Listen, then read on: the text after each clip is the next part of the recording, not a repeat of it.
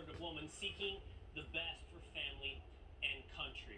Senator Blackburn, thanks for being with us. I'm going to put that question to you, and please forgive me if I give you sort of a double-barreled question. Does a 25th Amendment proposition as laid out by Nancy Pelosi have a prayer of passing? And if so or not, what's the real motivation here? Is it about President Trump or about Joe Biden? Well, first of all, it is not going to pass, and you're exactly right on that, Will. Secondly, what we have to remember is that Nancy Pelosi and the Democrats never accepted the outcome of the 2016 election. They tried the Russia collusion, the Ukraine collusion, impeachment, the post office scandal, and now she's on to the 25th Amendment. It's all about creating doubt about the president, and then if Biden does win, they want to have Kamala Harris in that spot as president, or maybe Pelosi's trying to make way for herself to be the first female president. But pushing forward this leftist agenda, moving us towards socialism, they have been focused on it.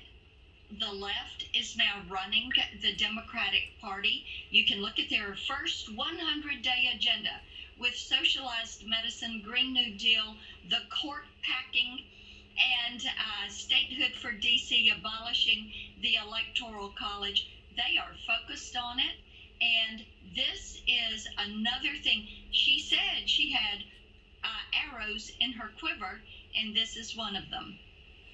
Yeah, I guess. You mentioned, Senator, court packing, the idea that not putting in judges you like into the court, but expanding the number of justices on the court so you can put your own agenda onto the court. It's an insane idea. It's a radical idea. Joe Biden refuses today. Joe Biden, I don't know what he is right now, 6.0, refuses to answer whether he would do it or not. But Joe Biden 2.0 from 1983 had this to say about the idea of court packing. Listen.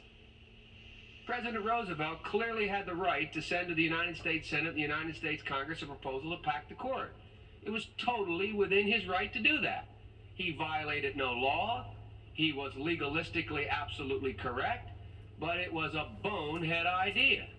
It was a terrible, terrible mistake to make, and it put in question, for an entire decade, the independence of the most significant body, including the Congress, in my view, the most significant body in this country, the Supreme Court of the United States of America.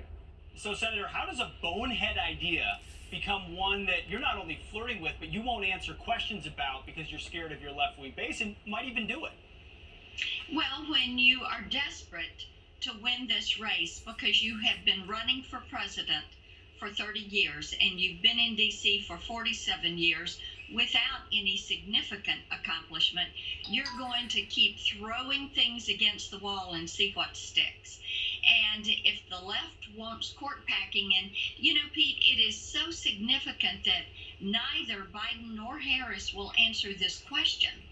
And they will tell you, we're not going to tell you what we're going to say about that, because then it becomes the headline, which means they answered the question with their non-answer. They intend to pack the court. Yes. And it's going to be one of the very first things they do, because if they don't, then they're not going to get through the rest of this 100-day agenda.